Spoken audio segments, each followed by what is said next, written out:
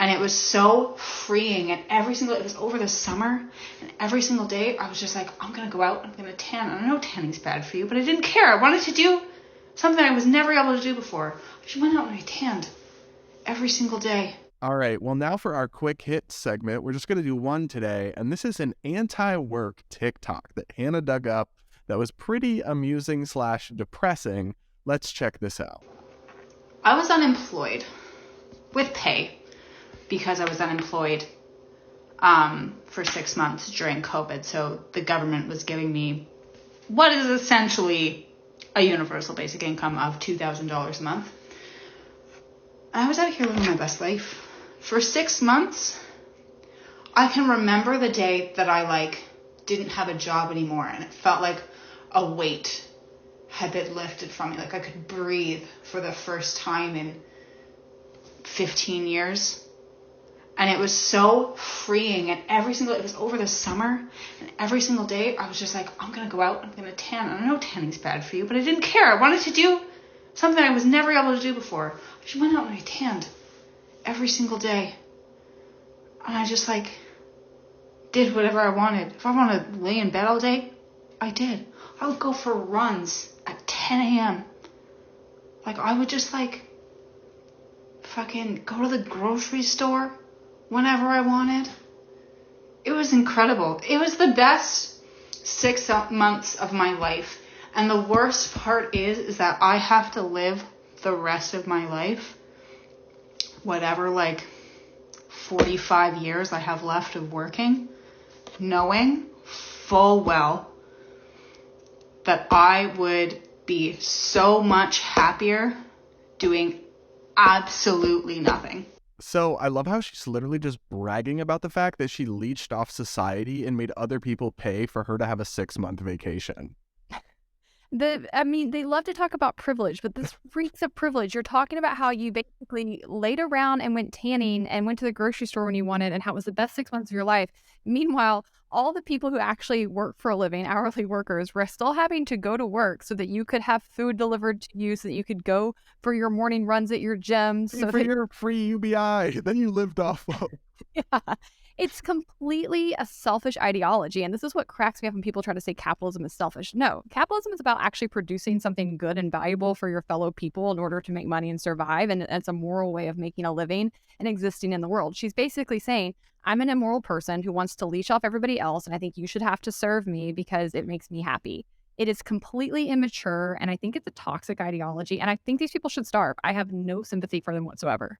Yeah, I don't either. I think it's also kind of a self-report. Tell me you have no passion or drive or talents that you could put to work. Most people, I think, need work for a sense of fulfillment. I do believe there are some who truly could just lay on the couch all day. But it kind of tells me you don't have a lot going on.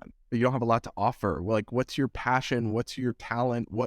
Because I would not be content with that, because I would miss being in the game, being in the debate, writing newspaper articles, going on TV, doing the stuff that we do. I would miss it if I can barely take a week off, right? Yeah. Other things, even stuff I do outside of work that's still kind of work adjacent in my community that I'm passionate about. I would get really bored and unfulfilled by just laying around and sunbathing all day, or going for a run once a day and that's my day's work. Now back to cash my taxpayer checks and order myself Uber Eats. That would leave me deeply depressed, and I kind of question somebody who could truly be happy like that. Is there something wrong?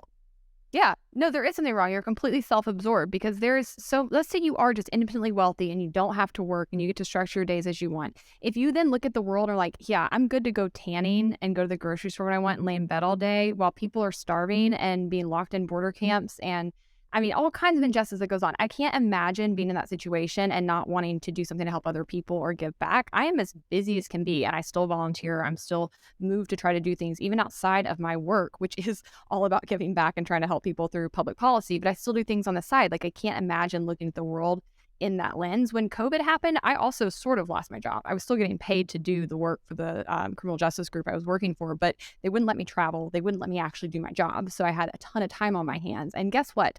I did not go tanning. I did not go lay by my family's pool, even though I moved home for a little bit and could have. Instead, I started a show. I launched a company. I started lobbying on even more issues.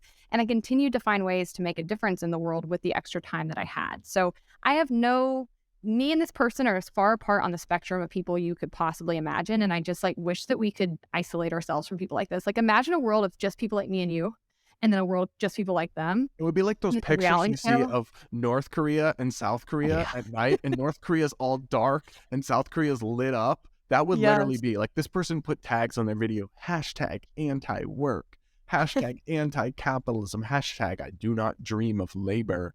Well, you know what? That's nice. But the fact that we have a system where you were able to just freeload off of everyone else and make your neighbors pay for your staycation is messed up, in my opinion.